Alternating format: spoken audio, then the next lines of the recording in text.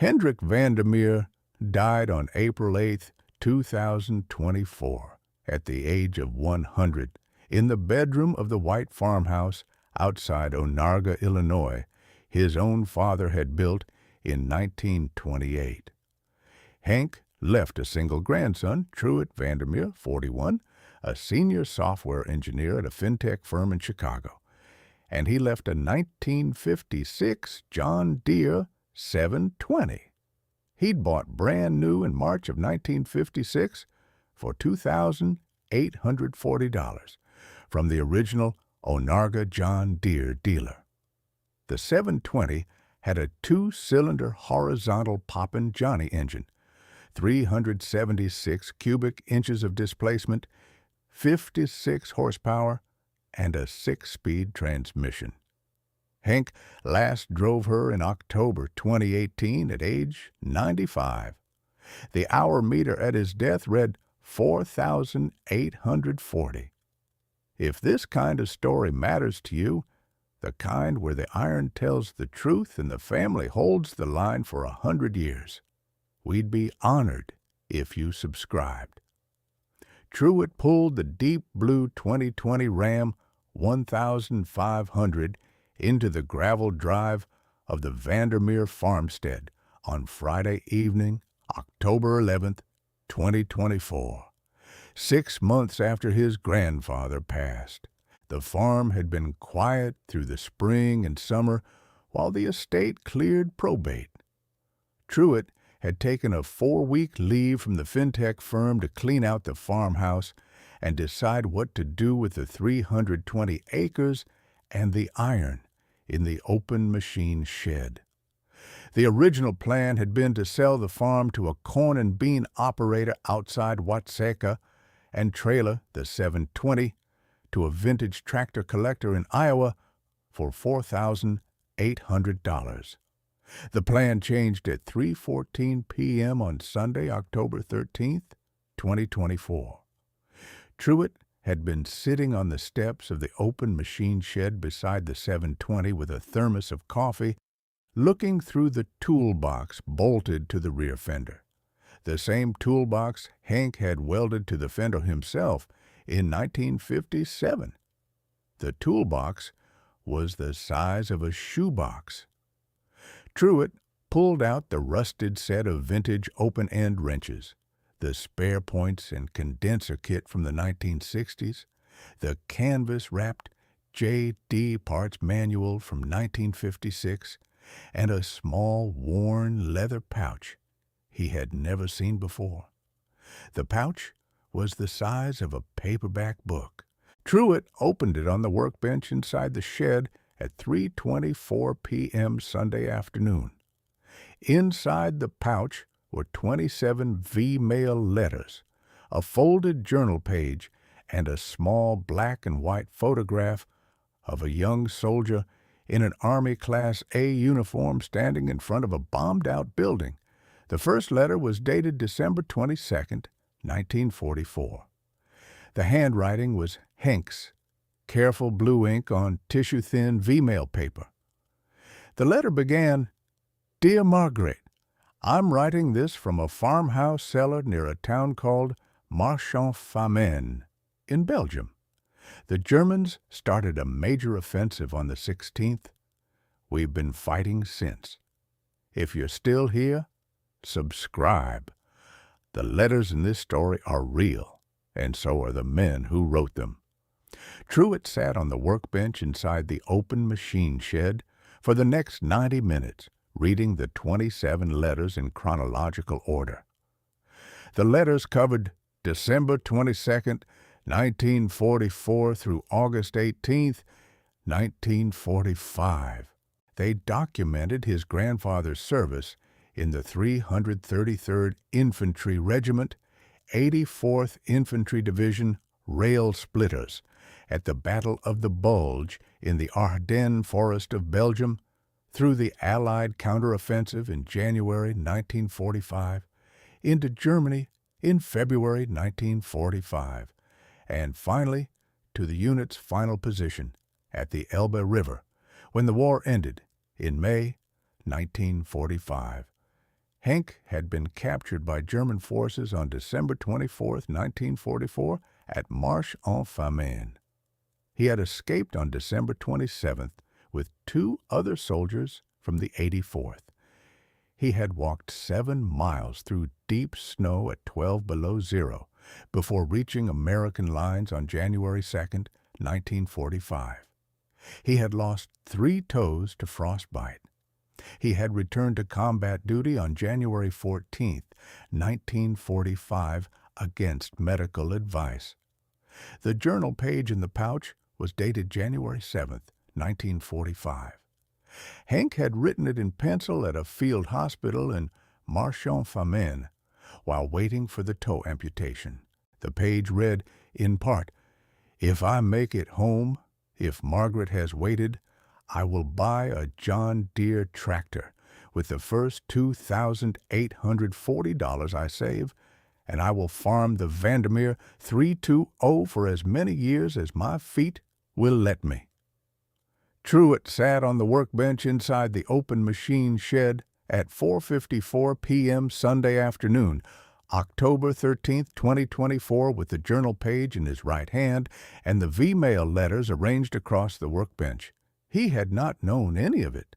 Hank had never spoken about the war to Truett's father or to Truett or to anyone in the family.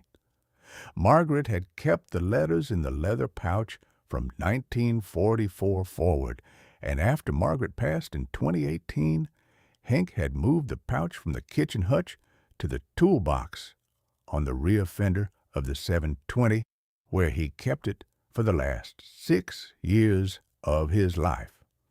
Truett called Earl Braddock at 5:42 p.m. Sunday afternoon from the kitchen of the farmhouse. Truett had heard about Earl from his accountant, Layla Parrish. Layla had told Truett that Earl knew everyone in 3 counties and that Earl was the right person to call when a question landed on a farmer that Chicago couldn't answer.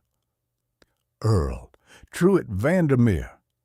"I'm at my grandfather's farm outside Onarga," Truett said.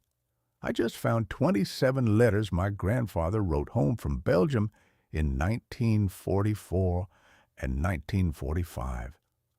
I didn't know he'd been at the Battle of the Bulge. He never talked about the war. I need to figure out what to do with the letters." "Truett, where are the letters right now?" Earl asked. "Earl, they're on the workbench inside my grandfather's machine shed," Truett replied. "I've read every one of them. He was captured by Germans on December 24, 1944, and escaped on December 27th.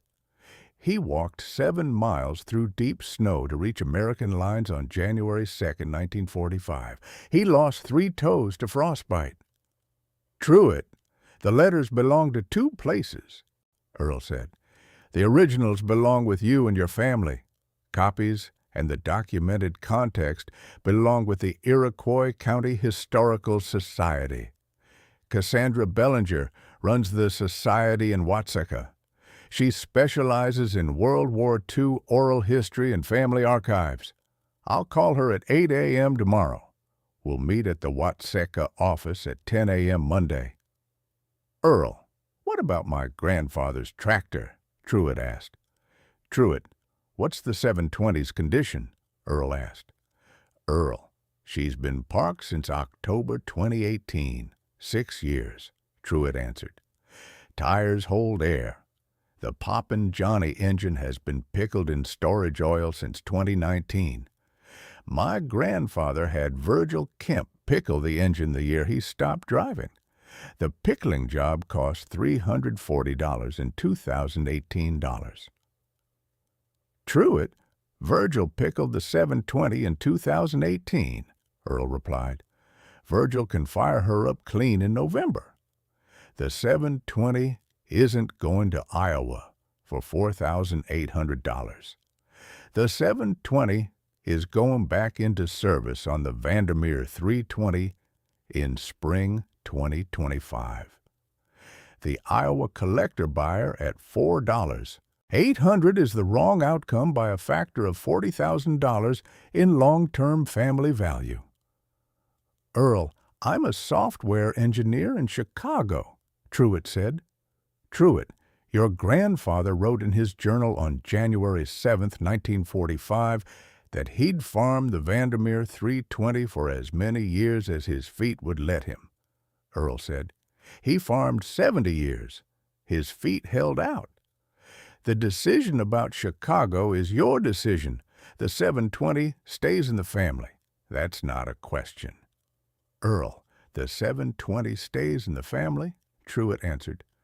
Truett, I'll see you Monday at 10 a.m. at the Iroquois County Historical Society, Earl said.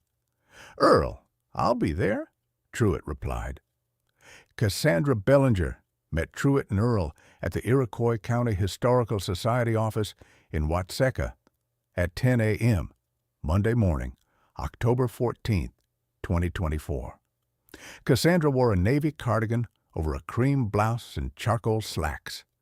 She had a small archival workstation set up in the back of the office with cotton gloves, archival sleeves, a magnifying lamp, and a digital scanner.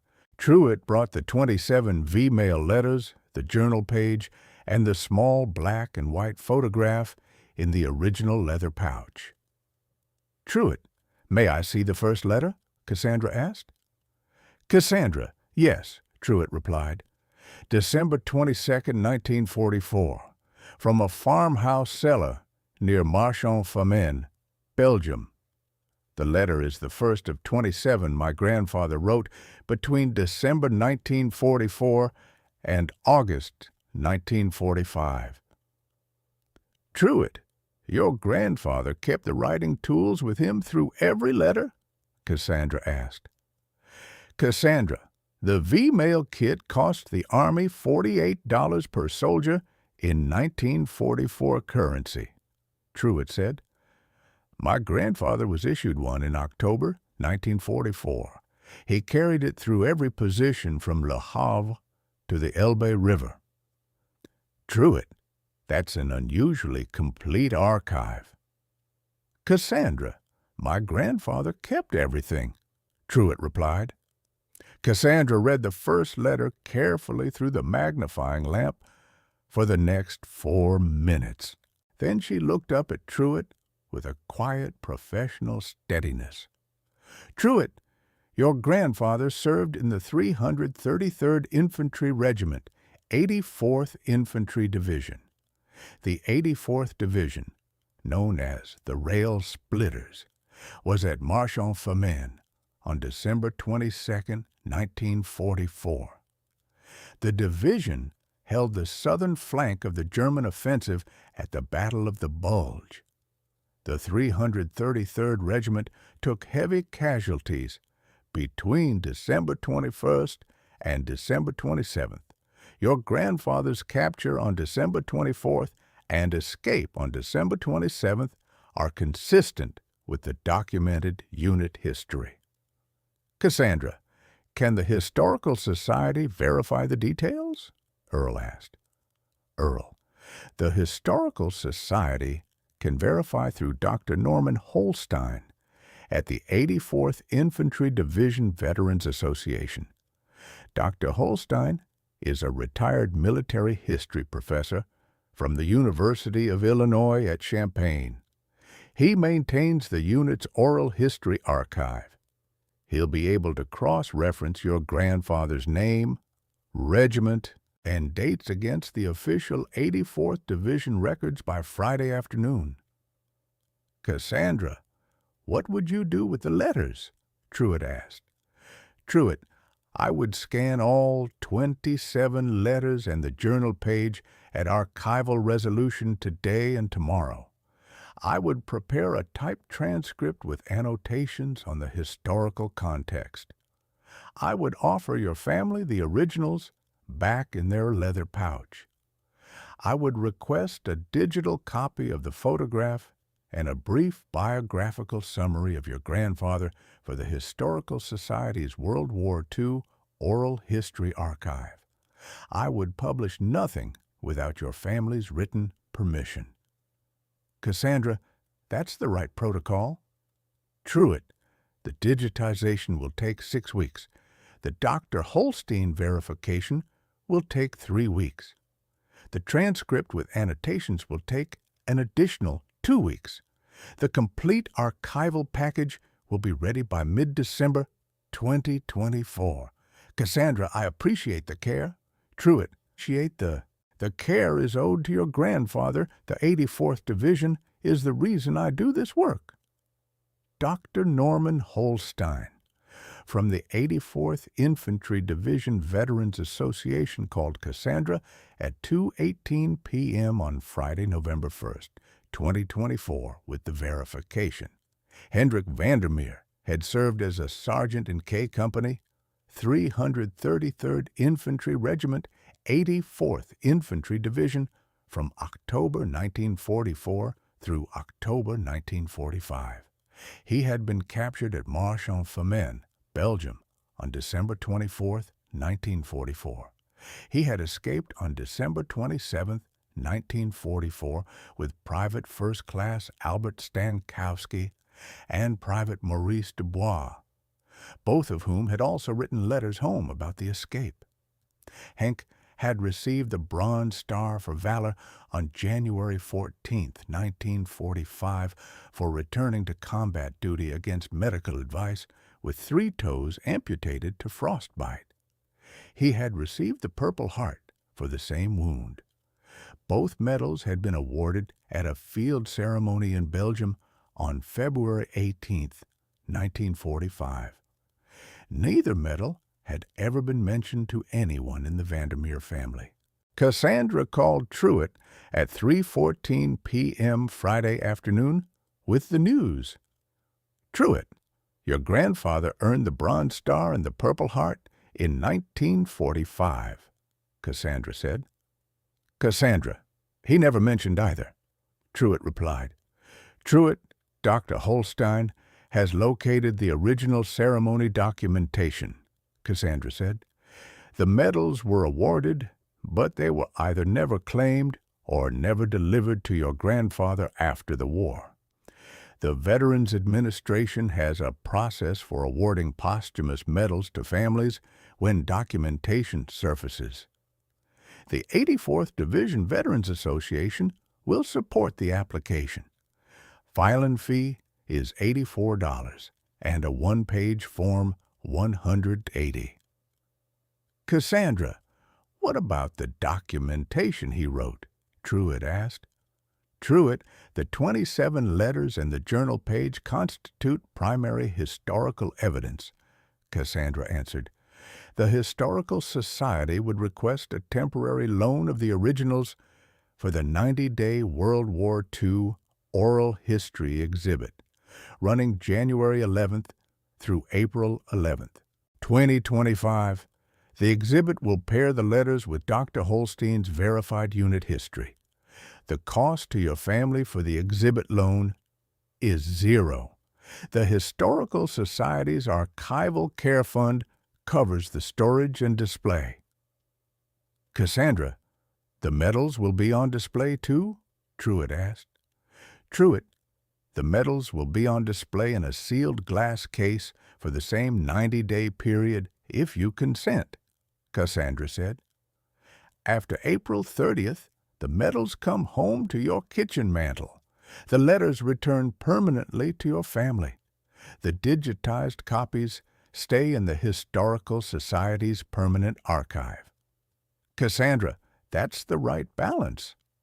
Truett, it's the balance Dr. Holstein and I agreed on this morning at 11:14 a.m. Cassandra, that's a lot.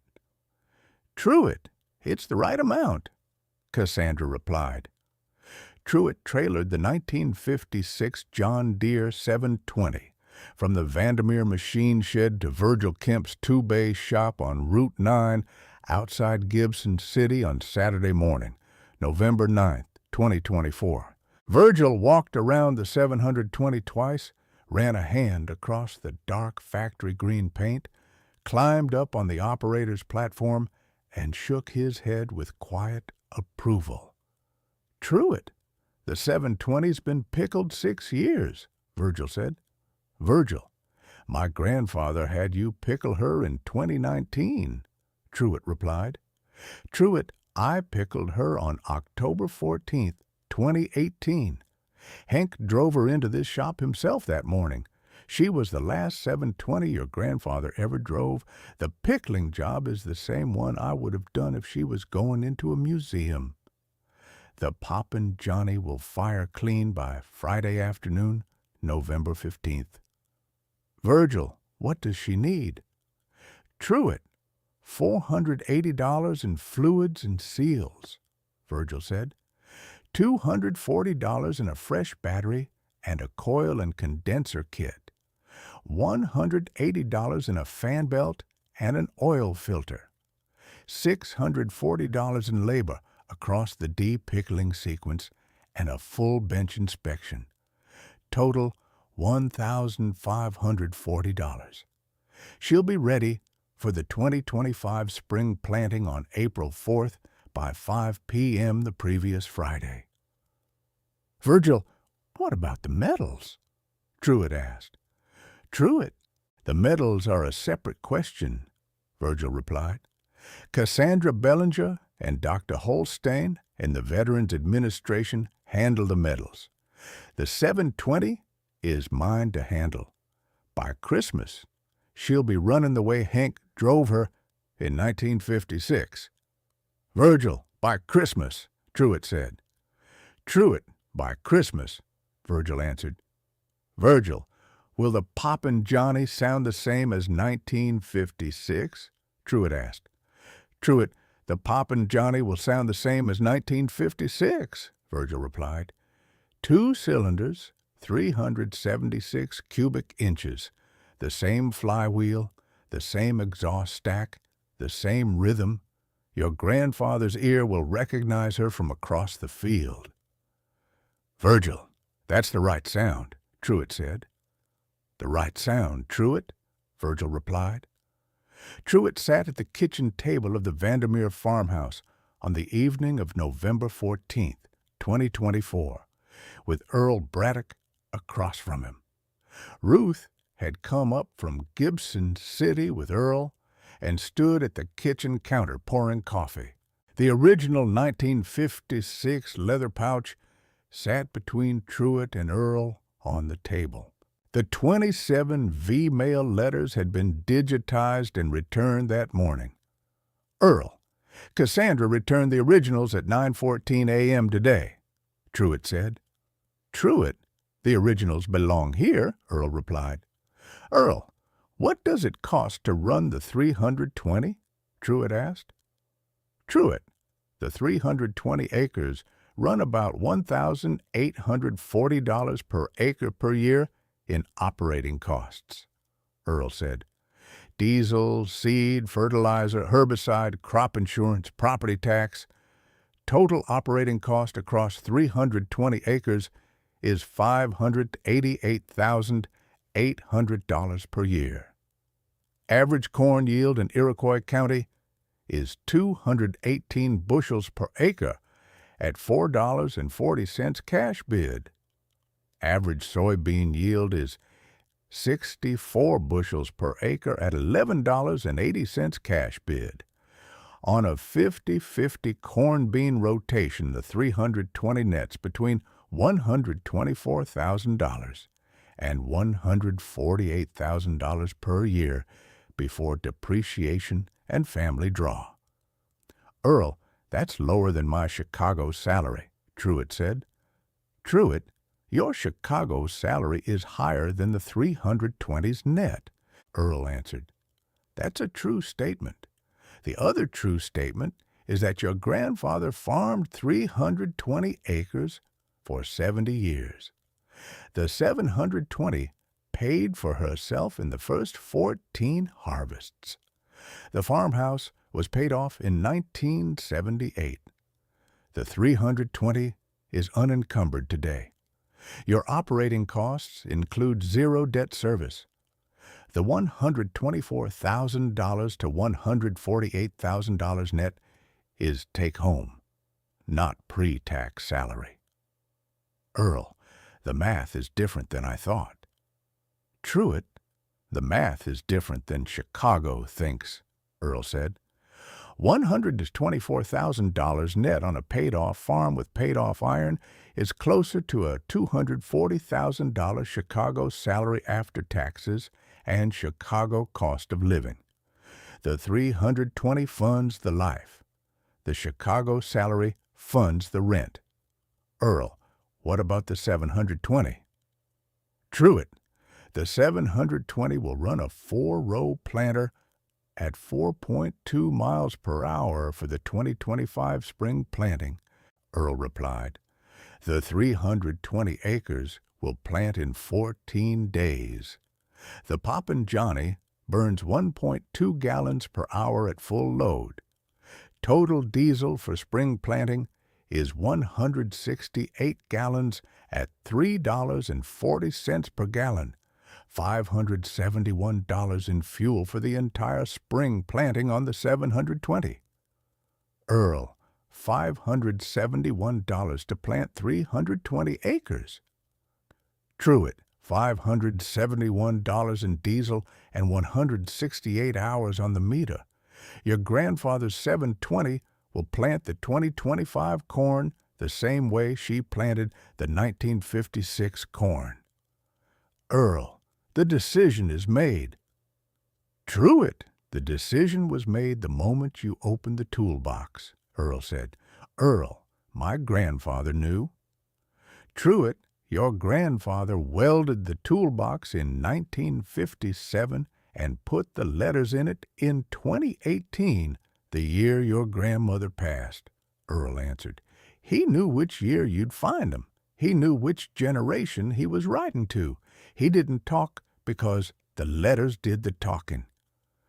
Earl, the letters did the talking, Truett said. Truett, Ruth's bringing more coffee.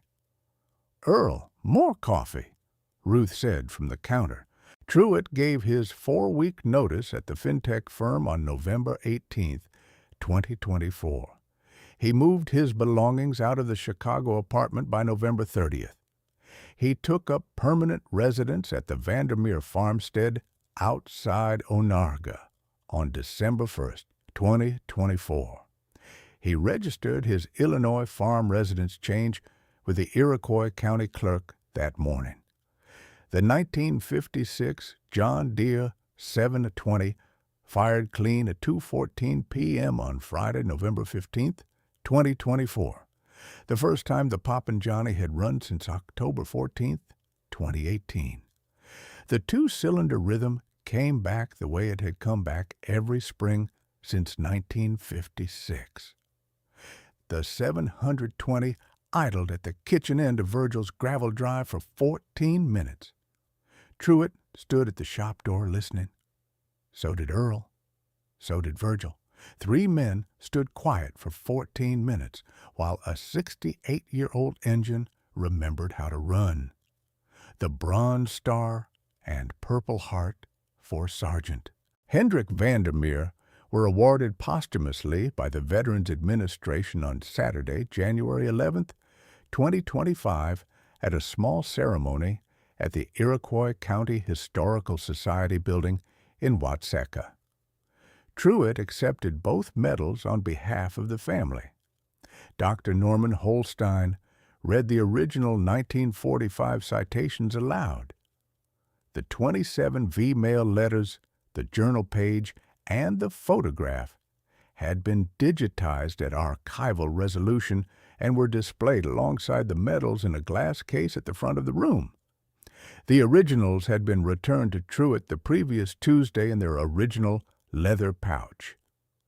Earl drove out to the Vandermeer farmstead the Saturday after the ceremony, January 18, 2025, in the silver Chevy Silverado 2500. Truett met him in the gravel drive. Earl wore the olive-green John Deere mesh cap, the dark-tan Carhartt chore coat over the buffalo check flannel, the Wrangler jeans, and the Red Wing Irish setter boots. His steel blue eyes met Truett's. Truett, the 720 is in the shed? Earl asked. Earl, the 720 is in the shed, Truett replied. Truett, the medals are at the Historical Society? Earl, the medals are at the Historical Society for 90 days, Truett said. Cassandra requested a temporary loan for the World War II oral history exhibit through April 30th. Then they come home to the kitchen mantel where my grandmother's wedding photograph used to hang. Truett, that's the right place. Earl, my grandfather never mentioned the war to anyone.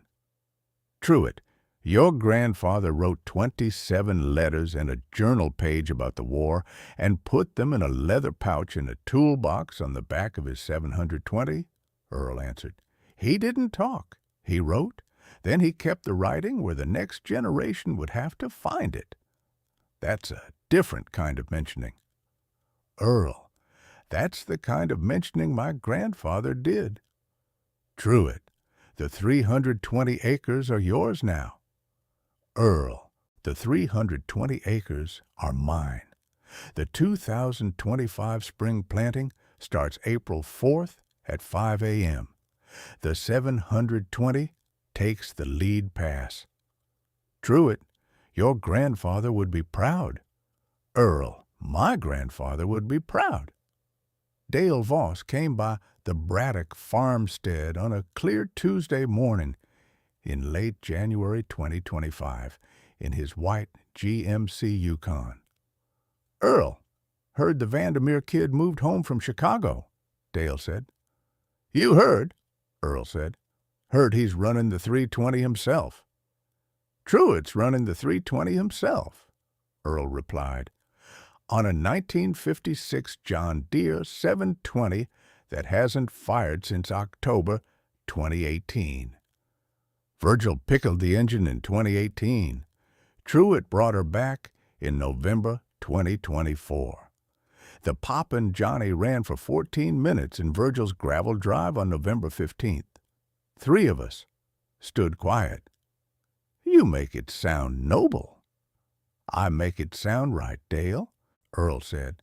A 41-year-old software engineer in Chicago found 27 letters in a toolbox his grandfather welded onto a tractor in 1957.